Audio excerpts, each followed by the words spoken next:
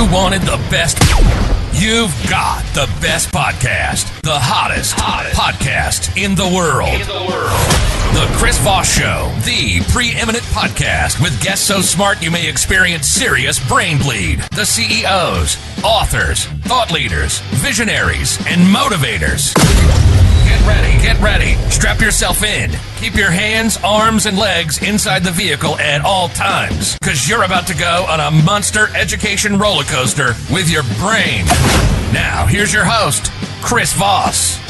Hi, folks. It's Voss here from thechrisvossshow.com, thechrisvossshow.com. Welcome to the big show, my family and friends. The Chris Voss Show, the family that loves you, but doesn't judge you. At least not as harshly as your mother.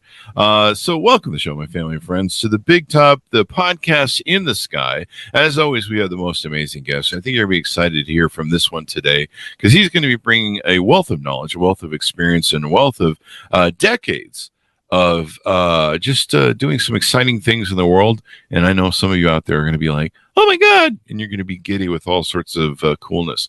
I know I am. My nipples are hard right now. Can I do that joke on the show? I don't know. We'll check with the attorneys. Anyway, guys, in the meantime, as always, we use those tease-ins and lead-ins to guilt and shame you into referring your friends, family, relatives to goodreads.com/Chris Voss, youtube.com/Chris Voss, linkedin.com/Chris Voss, and also go give us 5-star reviews on the iTunes there. We certainly appreciate you. We love the people that do that. They have a special place in my heart. It's kind of like right over here if you're watching the YouTube video, and just there's a whole box and a room in there for those people. And when I sit at the rocking chair at the end of my life, I'll be like sitting there thinking of all the wonderful people who give us 5-star reviews. So you will be remembered. Anyway, guys. Shit in the ramble. We have an amazing gentleman on the show. We're talking about some really cool stuff. And I promise you, if you're not impressed, then, well, you know, there's other shows. We have a gentleman on the show, Todd Wahnish. Do I have that correct, Tom? Did I hit that right? Yeah, you absolutely did. There you go. I wanted to make sure. It's early today in the morning. Todd Wahnish joins us on the show. He's a blockchain enthusiast and Web3 visionary shaping the future of digital interactions.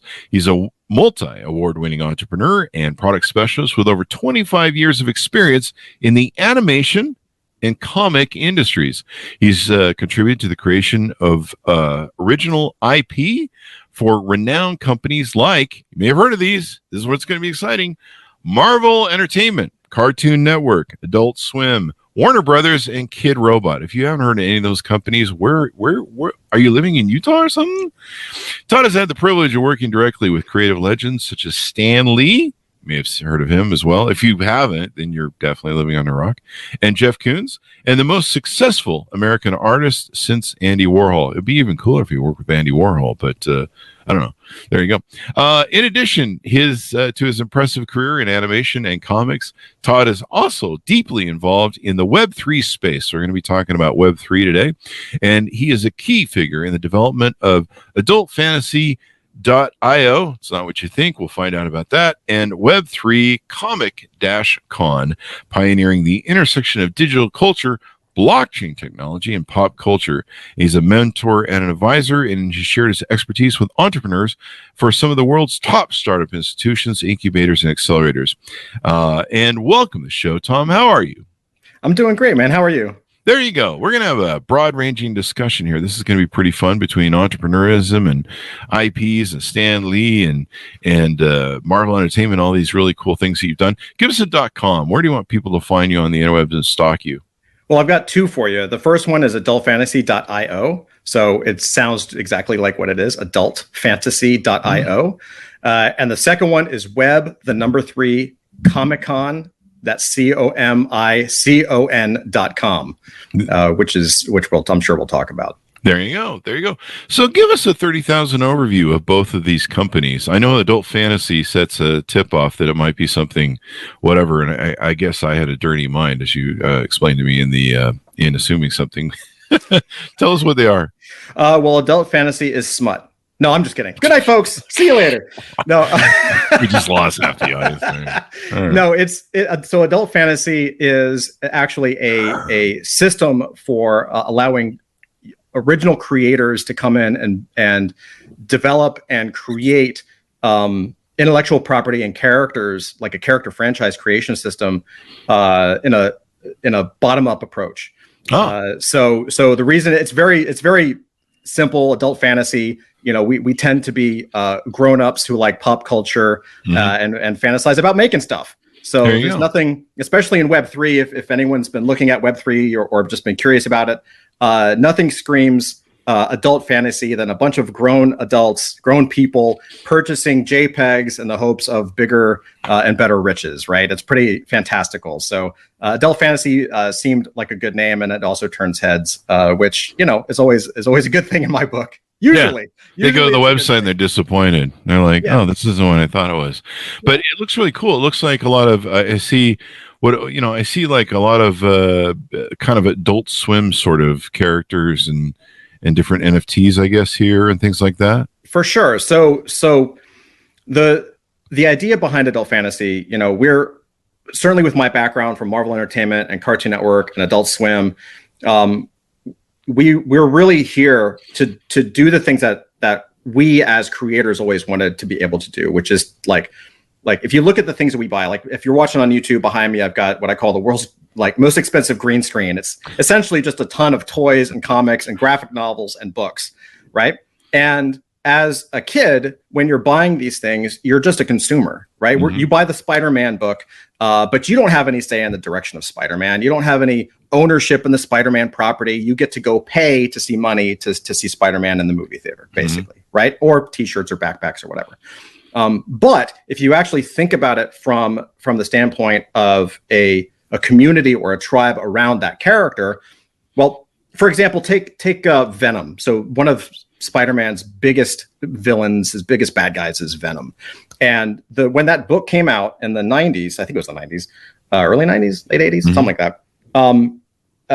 The character of Venom, of course, the story was great and the art was phenomenal from Todd McFarlane, genius comic creator. However, it was the fans that made Venom a popular character. The fans bought the book. The fans said, we need more of this. And so the head honchos at Marvel said, okay, it's a money tree. Let's make more Venom. And so you start with a mini series and that sells out. And then let's say, okay, let's put it on some merchandise or license it out. And that sells out. And fast forward a decade or so or two, and all of a sudden you've got Venom movies, right? But as a fan, you or I don't have any say in that. It's a one-way relationship. Well, with the blockchain and Web3, we actually can change that dynamic and own what it is that we create. The number one word you have to understand with Web3 is ownership. That is what Web3 is about, right? If Web 1.0 was about read, right, where you were reading the web, really simple websites where you could just like read blog posts and really early forms, right? Web 2.0 is where we are now, which is write. So you have the ability to read and write with Web 2.0. That's your apps. That's your Facebook. I can type a post into Facebook and hit post and everyone can see it. It's databases and logins and all that kind of stuff, right? Well, Web 3 is about ownership, where through Web 1 and Web 2, we gave up all of that information. We don't own any of our privacy. If you type a key in your computer, it is being recorded, right? Everything you do is captured and data mined and reproduced and reused for advertising and all kinds of purposes that you may or may not agree with. Well, with Web3, you actually stay in control of the things that you create. It is provable. It is permanent, and only you can change it. So it is about assuming that we're moving deeper and deeper into the digital age, and more people are going to do more and more digital things. Ownership becomes a real big deal. And so from the adult fantasy perspective, we were like, well, what if we created a universe, the next Marvel universe, the next great property where first we'll seed it with characters, because that's my background. So I'm like, cool, let's do 1990s Marvel comic style characters meets Venture Brothers from Adult Swim, because I love both those properties, just to kind of put the idea out there and then start creating the tools where other people can come in, whether you're an artist, whether you're a writer, whether you're just a fan and you don't actually have any skill or talent to think of, it doesn't matter. We're creating the tools where you can come in and create a property, create a character, and by kind of kind of, I don't want to say tricking people, but strategically showing people that they can also build businesses for themselves by way of these creative outputs, right? And so we're bringing those tools together so that a community can build these characters, build these creations, and then the best can rise to the top, and people who create them can get rewarded for it, as they should. There you go. So let's talk about how that plays into Web3, the Comic-Con property, and what you guys are doing there, and then we'll get to your origin story. For sure, man. So Web3 Comic-Con, we hit a really interesting point last year where we launched Adult Fantasy in 2021 and did pretty well. We were pretty happy with the results. And then in 2022, we were launching our products and kind of continuing to grow Adult Fantasy, but we were kind of like, well, what's next? And we also knew that the market can always go up, can go down. We're in a recession, or, maybe you don't think we're in a recession. I think we're in a recession.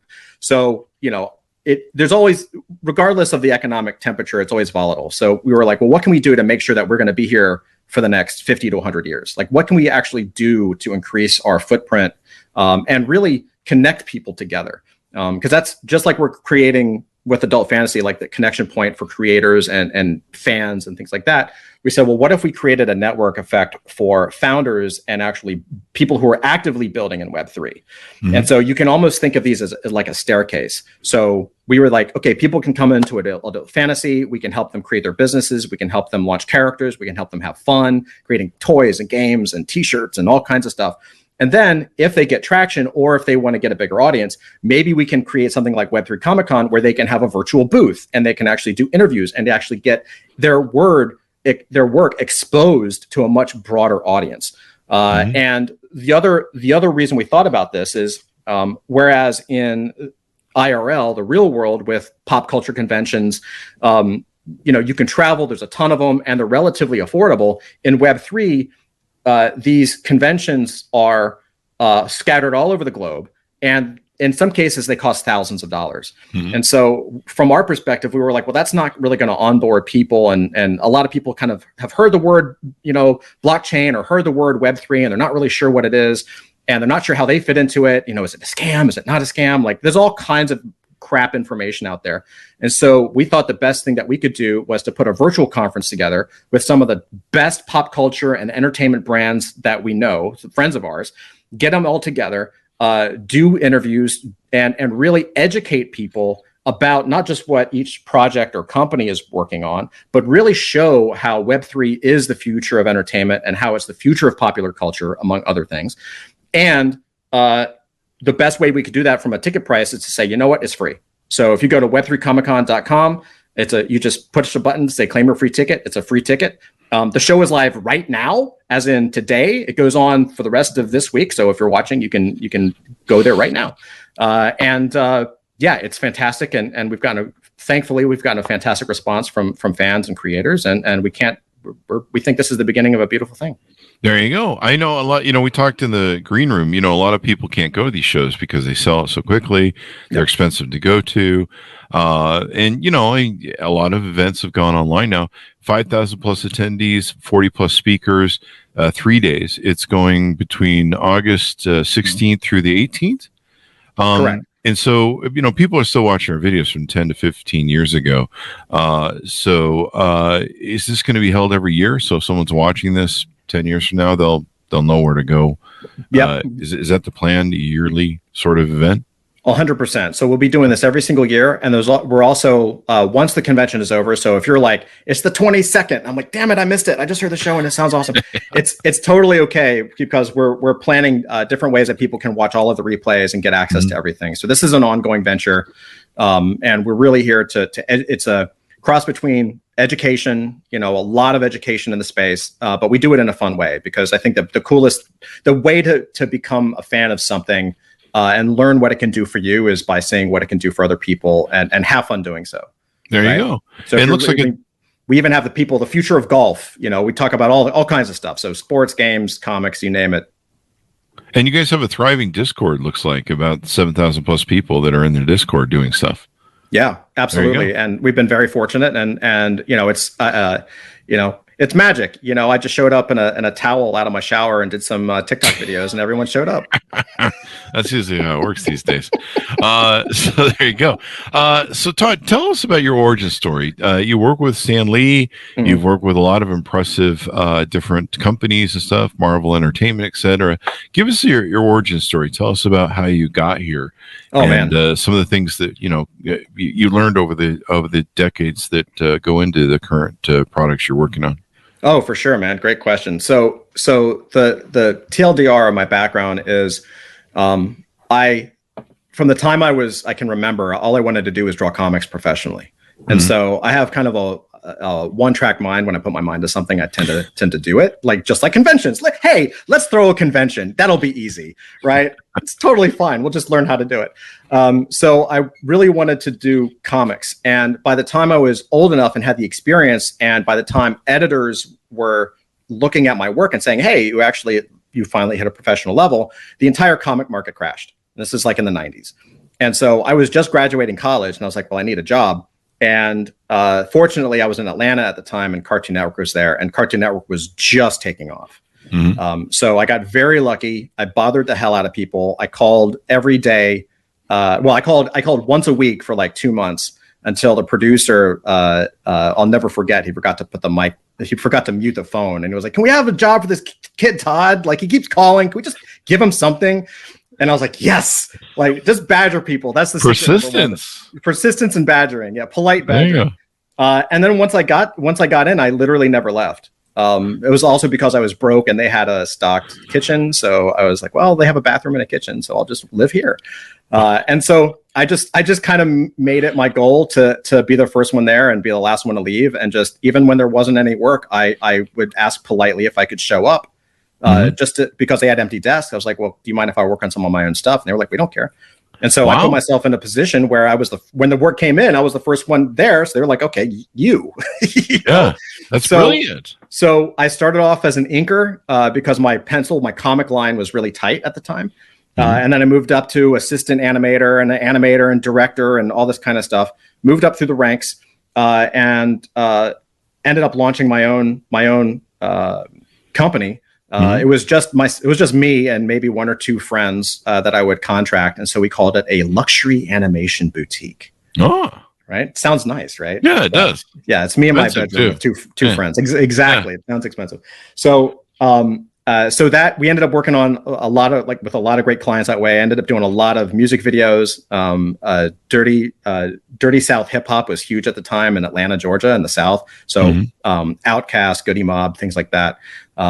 Tony Braxton, The Roots. So I ended up doing a lot of music videos for them. I really wanted to be a music video director. Like I absolutely like the classic Aha video, Take On Me. I was like, that's my career. I'm just going to do that. If I can't do comics, I'll just animate music videos. And that way I won't be bored and I'll always be able to experiment and grow and all that. And of course, YouTube comes out and of course the music video thing kind of goes away. Migrated up to New York City in 2003 and kept doing stuff, kept working, kept hustling, and slowly over time just started releasing my own products. It was, we created toys. So this is actually a bunch of our own toys back here that we launched. Really that's sort of how the entrepreneurial journey started.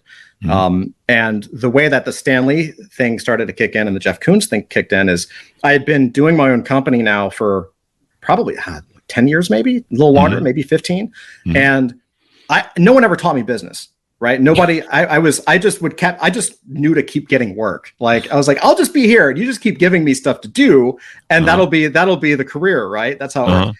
And I realized after so many, like that roller coaster ride, the peaks and the valleys and the ups and the downs, after several years of that, decade plus of that, I was like, I can't do that. I'm missing something.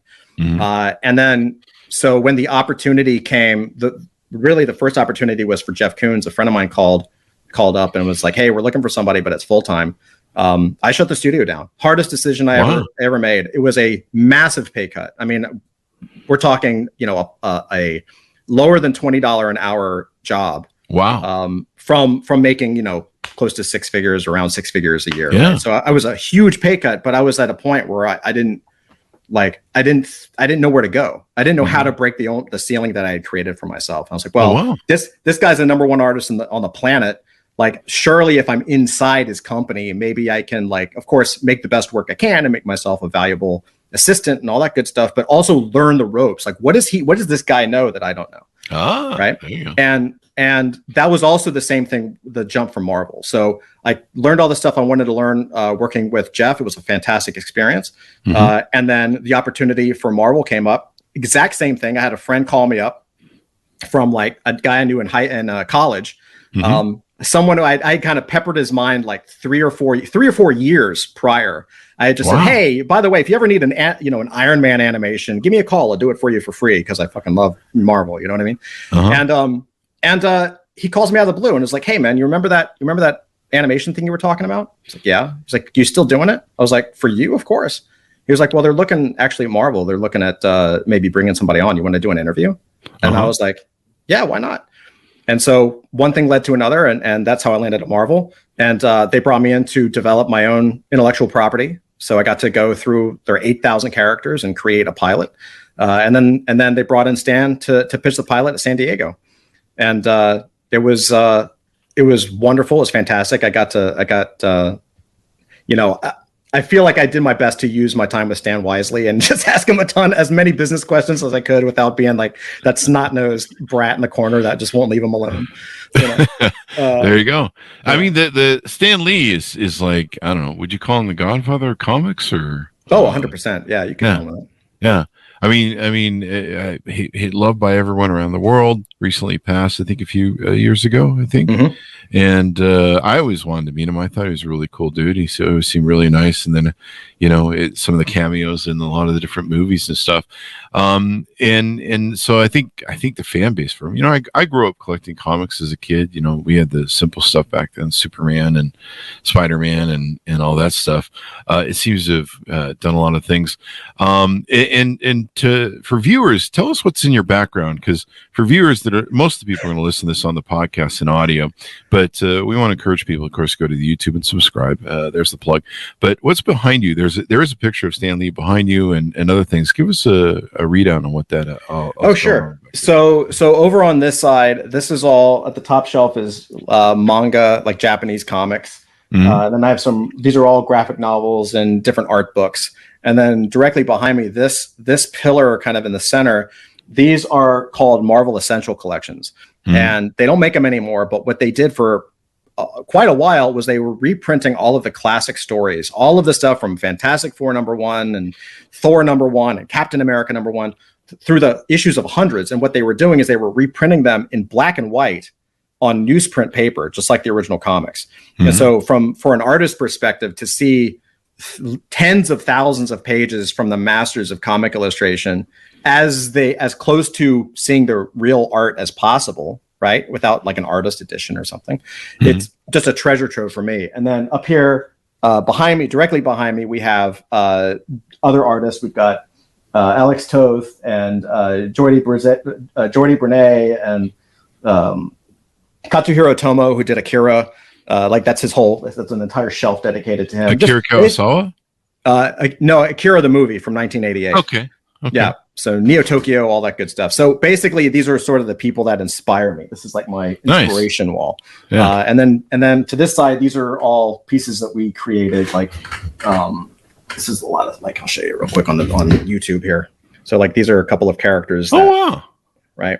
And so these were very similar to what we're doing now. This was an early experiment called Blanky, and I think 2008. It was 2008 to 2010. And these were designed by artists all over the world. We did a contest, and I was like, well, I'll make the platform, which is the shape of the toy, because I'd done toy design, right? And we got all these artists from all over the world in a contest to design the toys.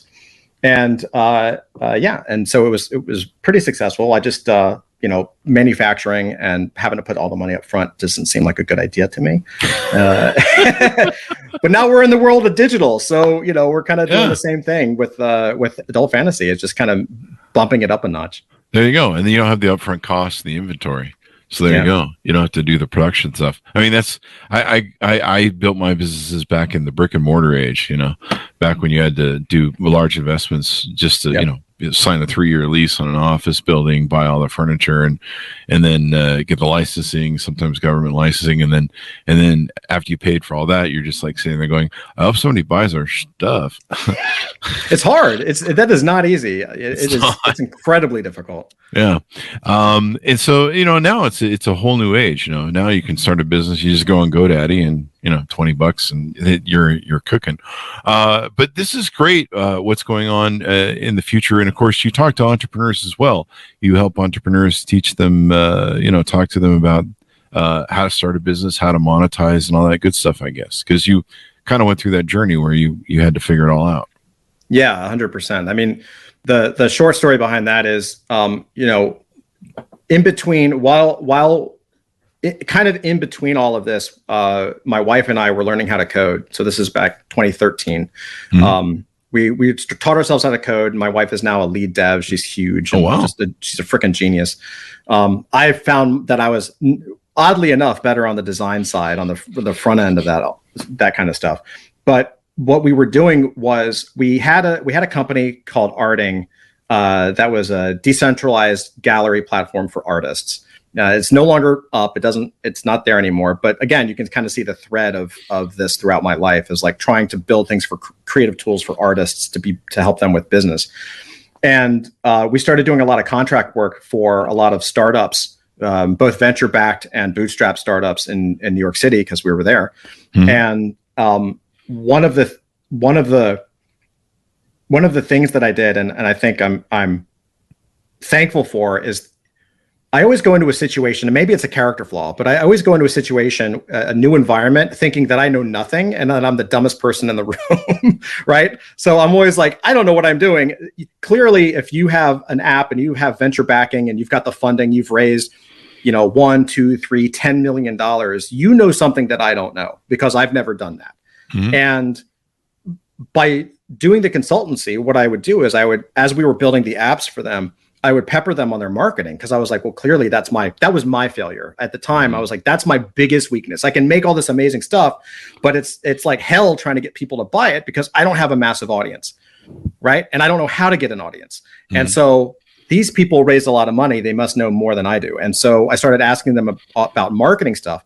And what I learned very quickly is that they had no idea. A lot of the answers were, oh, well, we'll pay a marketing firm after the app is made, which is mm-hmm. a terrible idea, in my opinion.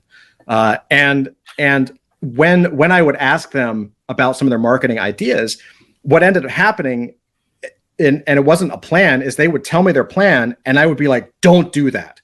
No. And I would tell them about what happened to me and my background, because I've launched so many companies prior to Adult Fantasy, and before we had successes, right? Mm-hmm. I had like 7 or 8 companies that just either broke even or failed outright. And so I had made a lot of mistakes. And so I was telling people, like, I wasn't necessarily telling them what to do right, but I was like, don't do this because it's wrong. Mm-hmm. And what happened over time, over a period of years of me doing this, it started where I would start, just tell them on the phone, and then it migrated to videos, because I didn't want to say the whole thing again to their co-founder. And what I learned is that I started to gain confidence in myself in that regard, because I learned that the people who actually took my advice did well, and the ones that did not.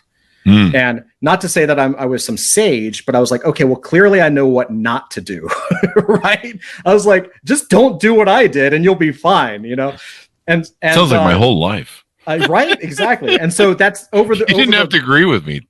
Totally. Well, but that's what I'm here for, Chris. I set it up. You did. So over the last 10 years, I've coached and mentored and advised a number of startup founders and entrepreneurs, and we have a really good track record with their success. And so why not try to bring it to a bigger audience?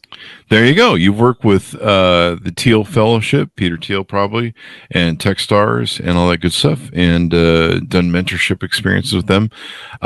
So, I guess you deal in blockchain technology, and you've been good at merging it with pop culture. What do you see the future of the space of Web3, blockchain technology, and all that? Do you see Web3 becoming this huge, expansive future? That seems obvious, but I'd love to hear your words on it. Yeah, 100%. Like, mm-hmm.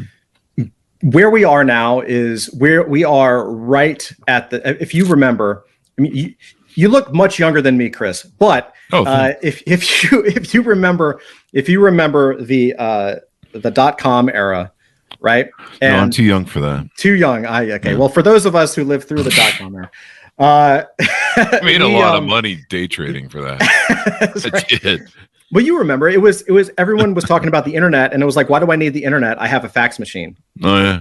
Oh, you can listen to music online. Why? I have tapes. That doesn't make sense. Who is going to want this? Right? Yeah. We have the broadcast news. Why do I want to watch a video online? Like, so there was this huge gap between the opportunity and what the future was going to be and what most people could see, and that's where we are again. Again, the point of Web3 and blockchain, the very key point, if all you do is take away the fact that Web3 is ownership, that's the key to everything. It's ownership of everything from your identity to the things you create to your home to everything. So as Web3 moves forward, you're going to be able to own all of these things that are now digital. You'll retain ownership of whatever assets you have in your possession. So the applications are kind of endless, but I think some of the obvious ones are tickets for shows, right? Well, if you have it as a digital ticket, you'll scan it in on your phone. That ticket is an asset that you own, which means you can resell it later. So if you go to a concert and it turns out to be like the equivalent of like a legendary Beatles concert or something, you actually have something that you can sell on secondary and you can actually make a profit because you have a collectible.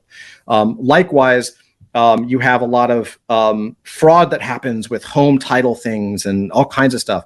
Well, if you have your home title on the blockchain and it's clear that you own it, right? It's immutable. It can't be changed, which means unless you do something stupid, it can't be stolen. Like it's permanent. It is a record of the things you have. Other uses that aren't necessarily like fun comic book animation entertainment stuff that I think are important. You know, we're now in the age of AI and deep fake technology. And I don't know how familiar you or your audience are with what's going on, but we're about 6 months away from people being able to make blockbuster, like $150 million films, right? But from their laptop. Because you can now use a prompt just as you would in ChatGPT or any other AI program. You can type in and it will render video, and the video is spectacular. It looks like a blockbuster movie. And so we're very, very soon moving into that age where you're not going to be able to tell reality from video, right? And we're already there now. You think that's going to challenge maybe, Hollywood per se, Netflix, oh, yeah. Amazon? Why do you think they're on strike? Currently. Yeah. That's why that's the key. One of the key things is that they're afraid that AI is going to take their job, and they're correct. Yeah. And so when you have all of these potentials to, where someone could take your likeness and do something negative to you, well, once that video is encoded on the blockchain, or once these images are encoded on the blockchain, there's a permanent record that shows this is original and this has been edited, modified, or for whatever reason is not the original. And so I have no doubt one of the things that excites me the most, just as a potential investor for these things, is when you start to see police with their body cams. Very soon, all those body cams will be encoded onto the blockchain, so that the judge in whatever case will know for certain, and the jury, of course, will know for certain this actually happened. Here's the record. Jeez. Because if it had been modified, it wouldn't have the same record. Yeah, I know the Biden administration just cut a deal with the guys who run these AIs like Midjourney and stuff to start marking stuff, so that it's somehow putting an identifier on stuff so they can know what's fake and not. We probably need more of that. But geez, I just thought that, what if somebody takes a body cam and does a deep fake on it? It could create a fake scenario that, and then that goes viral. We're already seeing, politicians being thrown under the bus and in some deep fakes, like, this guy died or something. And people are like, oh my God, and people believe it because we're so like the old phrase of like, don't believe everything you hear, or don't believe everything you read. Well, video, we have such a trust in video because we see it. Yeah. Right. And we now can't trust whatever you see with your own eyes. Wow. Right. And so we actually now have a technology that can actually ensure originality, ensure proof of truth, I guess, or at least original sourcing. Plus, it transcends that and goes into entertainment as well. So you get to make something, you can own it. Whereas if you were an artist and you put something, you draw a picture and you put it on Instagram or Facebook or Twitter, anyone can just drag it and drop it to their desktop and they own it. Because there's nothing that says it's the original. There you go. Right. You've talked about how in the next 6 months we're going to see this explosion of people making their own films. We lived through a few of these iterations. I mean, it used to be there was 3 news stations that you watched on TV when I grew up and probably you grew up, and now there's everybody's got a damn news idea or concept. Everyone's on Facebook talking about whatever I want to say Ted Koch, but he was the head of New York, or I've got something mixed up. Ted Koppel, that's the word I'm looking for. Everybody thinks they're the the news anchor desk of CBS, right? And then we've seen that with video. We've seen that with YouTube. Of course, we were early on with YouTube videos, and news has been disrupted incredibly, and geez, if they disrupt films, what's interesting thing about film is one of our biggest exports and major money makers. It's still it might be a cornerstone of our country. I don't know. In the billions of dollars that go into it, geez, if you blow up Hollywood and democratize it to where just about any idiot like me can make a movie and possibly sell $150 million worth of it, or a semblance of it. I mean, there's lots of creators on YouTube that don't make a lot of money, but they enjoy doing what they do, or they make enough to get by. That can be really huge. I mean, and no, I don't think anyone wants to see me as a leading man in any movie anytime soon. Well, I think it depends on perspective, right? And one could argue that it's already happening. Like, you have really big legacy companies like Disney and other companies, and sometimes, without going too deep into the weeds of it, I mean, even some of their movies that they make are now being banned in China or being banned in other countries. Oh yeah. Even if they're tailoring their content specifically for the rest of the world because of the saturation of the American market, right? Mm-hmm. And so they're already getting pushback. And so I think there's going to be a huge opportunity for the creator to grow their own audience, grow their own property, build their own businesses around whatever it is that they create. Whether it's a traditional quote unquote business or virtual, it's not going to matter. And then these larger legacy companies will end up being the partners. Wow. I think just as you saw, and you've already seen this, if you think about what Disney did with Star Wars, what did they do? They bought it. Mm-hmm. Disney and Marvel, what did they do? They bought it. Yeah. Right? There's all this like consolidation and acquisition happening because they need that fuel. They need those original stories. They need those creators. Mm-hmm. And then what happens, just because they're large companies and for whatever reason, they end up squeezing them like a grape until there's nothing left for a while, right? and so they need to find something else. And so I think this is why you're finding YouTube stars kind of blow up now, where they have their own TV shows or they're getting their own movie deals or all this kind of stuff. It's just going to elevate. And so I think you're going to see, not just from the creator economy, but from every sector, I think you're going to see large companies start to partner with people who kind of stake it out on their own, in their own way, and make a name for themselves and make an audience for themselves. Any large company is going to want to magnetize themselves to that. So I went through the Twitter, social media, new revolutionary era post the Great Recession, and it was like the Wild West. And then of course there was the gobble up of Facebook buys everything, and as you mentioned, Disney buys everything. Robert Iger just took over again as CEO. I think he's a great guy of Disney, and I think one of his comments that he's made, correct me if I have this wrong, but he felt like they did the Marvel movies, like too many. They kind of fed too many into the system instead of trying to pace it out and not to overkill the brand. What are your thoughts on that? Yeah, I think that's correct. And I think one of the things that hurt the brand, so when I was there, it was I came into Marvel when I think they were doing Iron Man 2.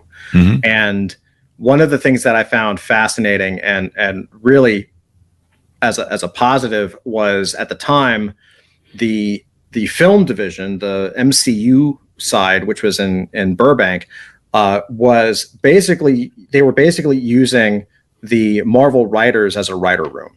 So they didn't know a lot, because they're Hollywood people. They didn't know a lot about the source material. And so they would have calls, and they would have conferences and retreats with a lot of the well-known writers of Marvel to say, okay, and basically just talk about the characters, the storylines, how this could work, how that could work. And I think you saw that outcome in that first decade of film, all the way up through Endgame, right? Now, prior to that, prior to Endgame, and I think was it? I don't remember if it was happening when I was there or after I left, but at some point, Disney basically said, "We don't need you guys anymore. Thanks, we got this." Right? I mean, wow. Hundreds of billions of dollars, a year later, and you start to feel like you know what's up. And so they didn't talk to any of the writers. They didn't talk to any of the creators. There's still people. I don't want to make a false impression. There's definitely still people at the MCU in there that know the history of Marvel and that are very knowledgeable of the topics, of course. But to the degree as it was in the initial days, it was no longer the case.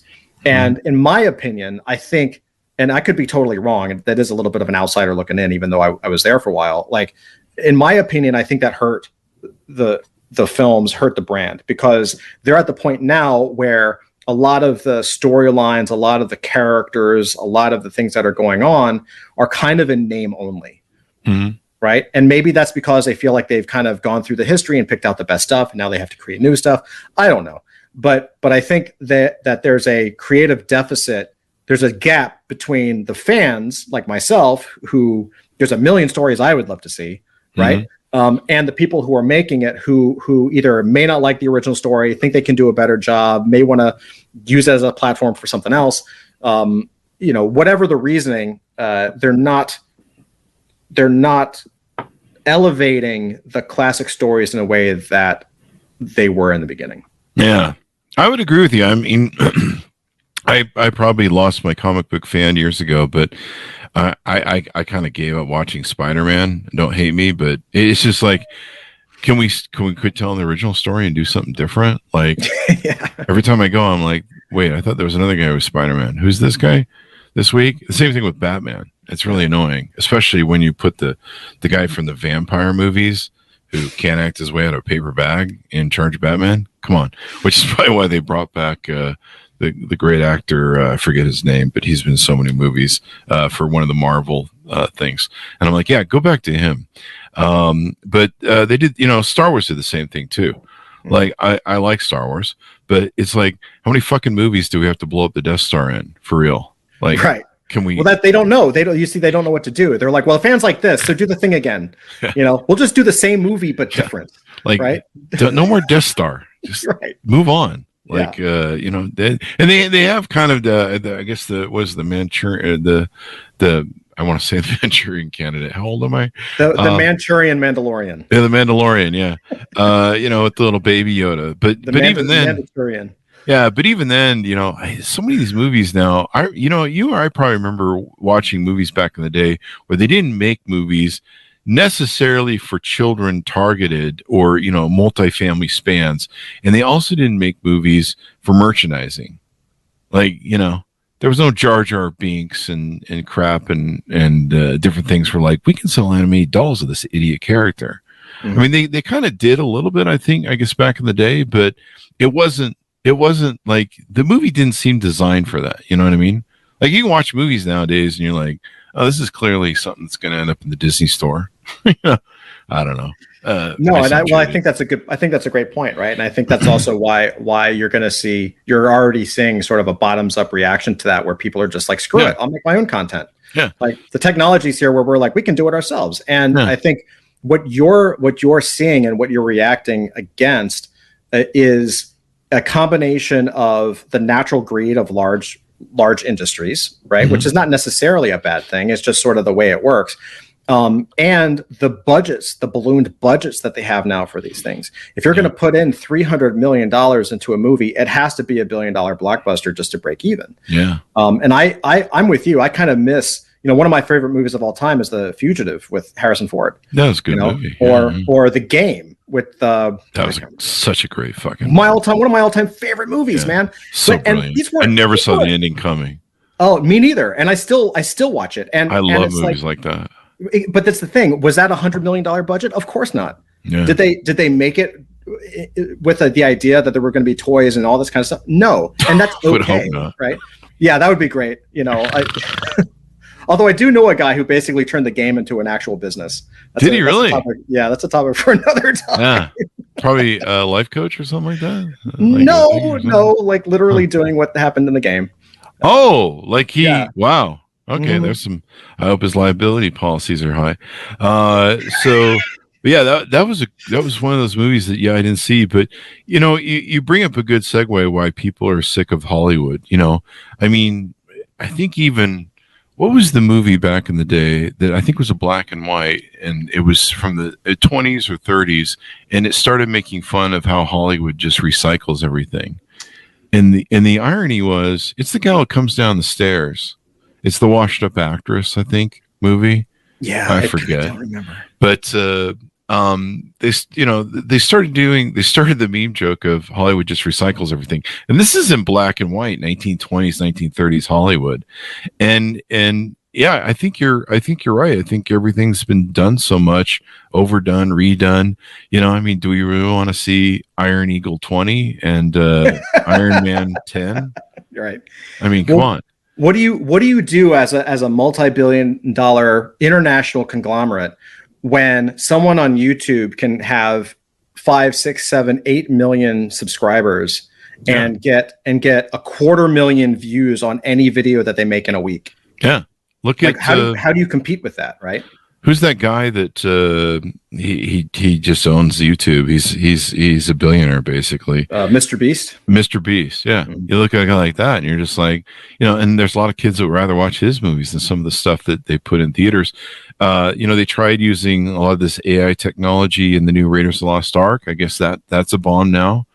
I was going to mention earlier, I want to fall back to this a little bit, but not spend time on it. But we talked about how merchandising and the manipulation in the movies that breaks the fourth wall for me. When I see the merchandising or I see the play in the movie, that you're just like, that didn't need to be in here. You put that in there for a merchandising play, or you put that in there for some sort of social commentary, virtue signaling play. Yeah. Like I'm never going to go watch the Barbie movie. I've heard it's all over the place, and it's kind of an interesting, funny commentary, but evidently they tried to slap everybody in the face. And to me, that's not a movie. I want to see a story. I don't want to see a pop culture, social media commentary, fucking whatever. If I want to see that, I'll go on Twitter, Facebook, Well, I think that's what you're saying is the a planet-wide reaction to that. Yeah. Right. With Web3, with blockchain, with all this stuff. Like, again, you are now part of a community, and the people that support you. And what I mean by that is you make the thing and you start to attract people. And as you work hard, and as they work hard making their thing, you support each other.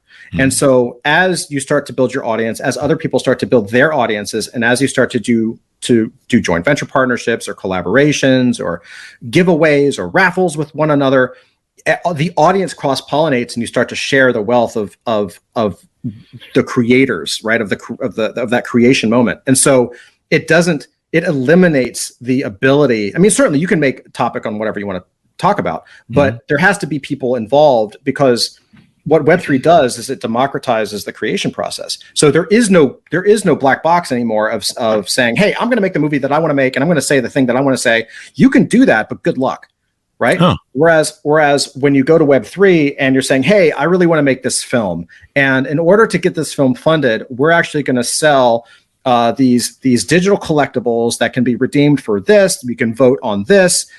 You can actually have a say in the direction of the movie, maybe even who we cast.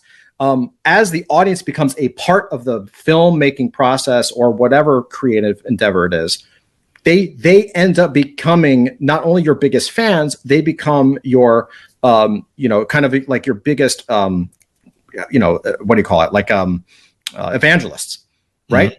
Because they're a part. You are now bringing people. It's not, again, our generation is, I want to go to see a movie that I like, and they're not giving it to me, therefore I'm not going to go again, right? Because we're the consumer, they're the product creator.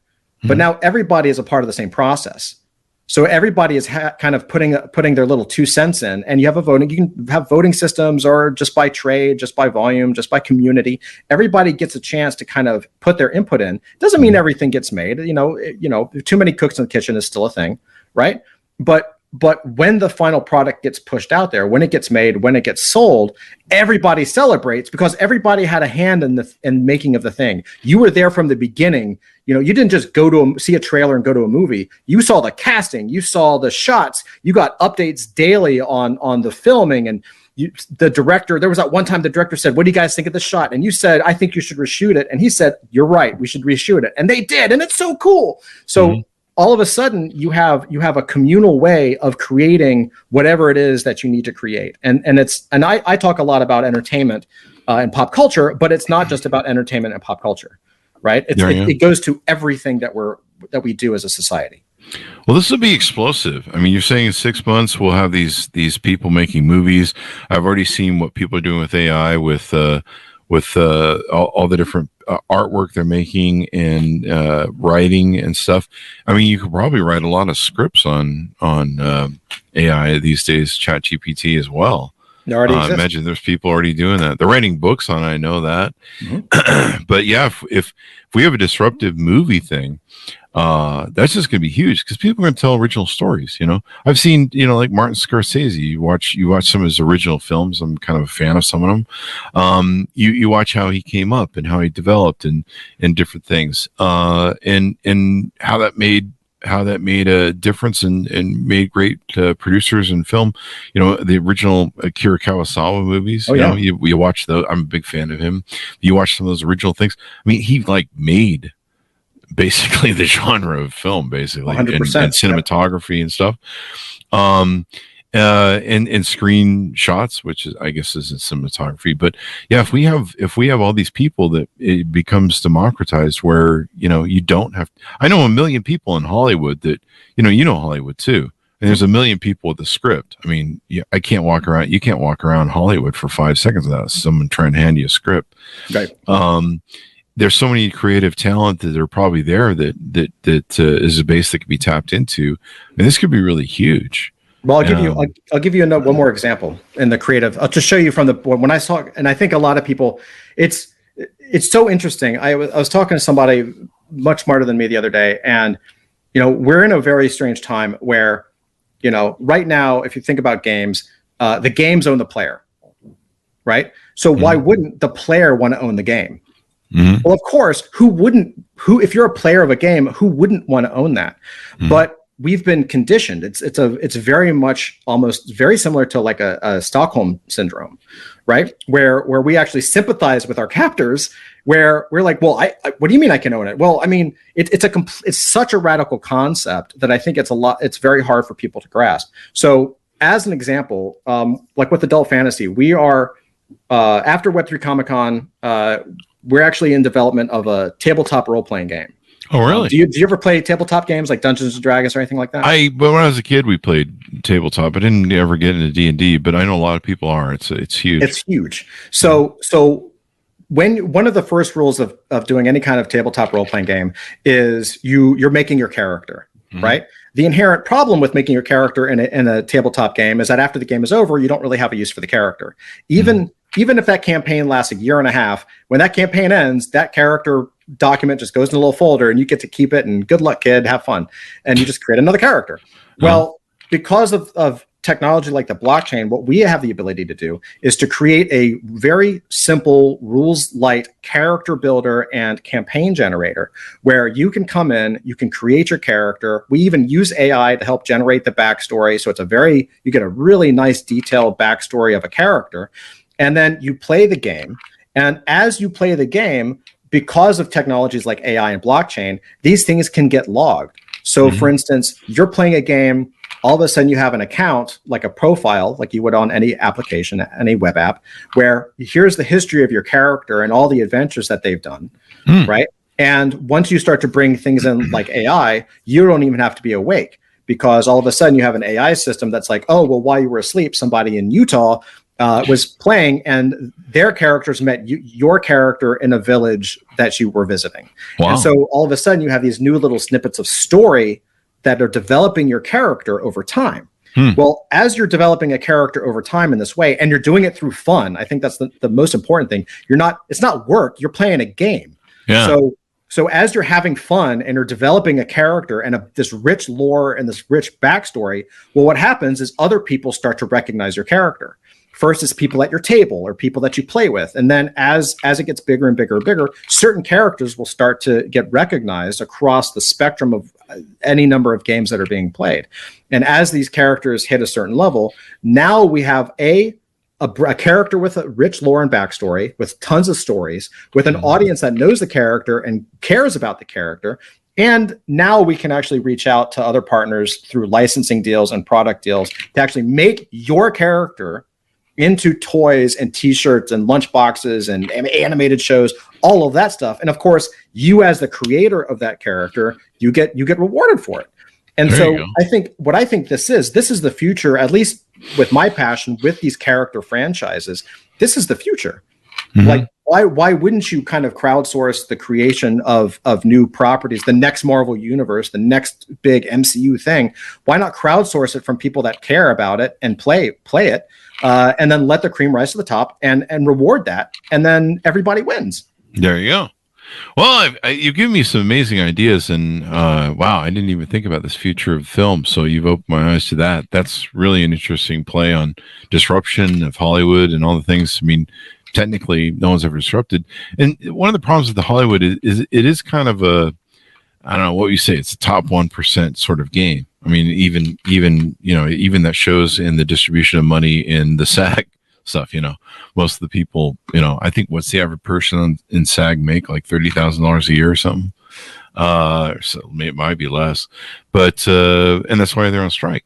But, geez, if we democratize that whole thing for making film, I mean, right now I've got my Old Man and the Sea beard. So I've got some Hemingway movie ideas or Orson Welles. I could probably do Orson Welles if I can learn Othello or something. I don't fucking know.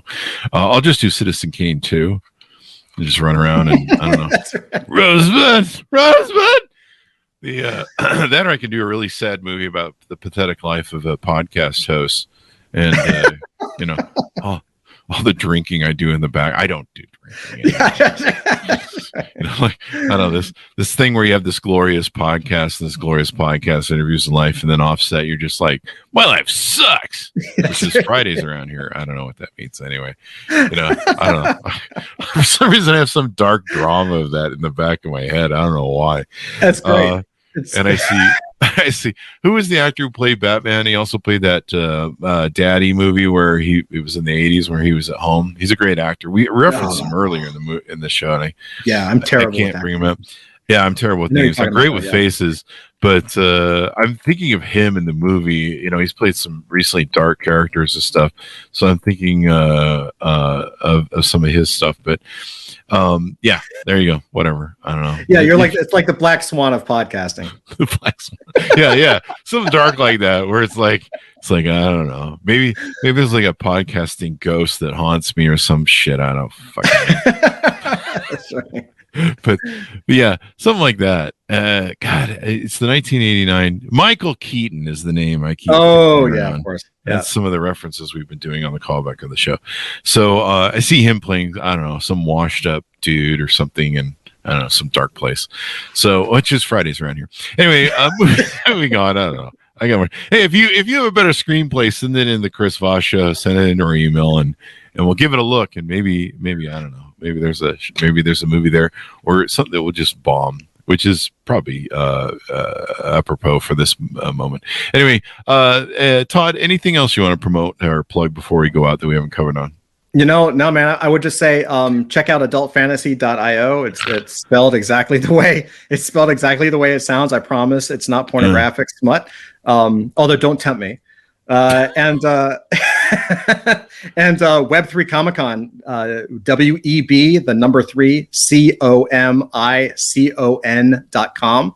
It's the largest online only Web3 pop culture conference, and it celebrates creators and fans. It's live August 16th through 18th, but don't worry if you're listening to this after. There's going to be replays. Just hop in. It's really simple. It's free, so just give us your email and name, and we'll send you a bunch of information and show you how to do it. And honestly, Chris, thank you for this, because this has been a blast. And I also look, man, whether we're talking about the democratization of film or anything, I think the proof is in the pudding, right? We're both examples of that. 25 years ago, this wasn't a possibility. It was either radio hosting or nothing, right? And then you're hopping in. It's I'll just compete with Rush Limbaugh. It'll be fine. And or on my side, even a couple months ago, we started talking about Web3 Comic Con last year, and who the hell can launch a convention? We've got 40 speakers, the biggest names in Web3. We have a tiny team. We're just a handful of people, but we were able to do something virtually that costs tens of millions of dollars to do in real life. Yeah, tens of millions, and has the same buzz, the same fun, the same. I mean, everyone's really enjoying themselves. We're getting great feedback, and it's just a sign of the times. If you really want to do something, now's the time to do it. Don't let anyone stop you, and do your research and figure out a way to make it happen. There you go. I'm going to start thinking of movie scripts and movie plots for Chris Voss, the Chris Voss Show. And I'm glad you presented this, because, we were just going to launch an OnlyFans next week. So sold. No one wants to see that. So anyway, thanks, Todd, for coming on. And what a wonderful discussion as well. We got your .coms, right? I think you just plugged them. Yeah, sure. Adultfantasy.io and web3comiccon.com. And Web3 Comic Con is spelled WEB, the number 3, COMICON. There you go. And thanks for coming on the show. We really appreciate it, man. Thank you, brother. I appreciate it. There you go. Thanks to Wahnish for tuning in. Go to goodreads.com/Chris Voss for the show to your family, friends, and relatives. Give us 5-star reviews on iTunes. LinkedIn.com/Chris Voss. And I think YouTube.com/Chris Voss if I missed it. Thanks for tuning in. Be good to each other. Stay safe. And we'll see you guys next time. And that's just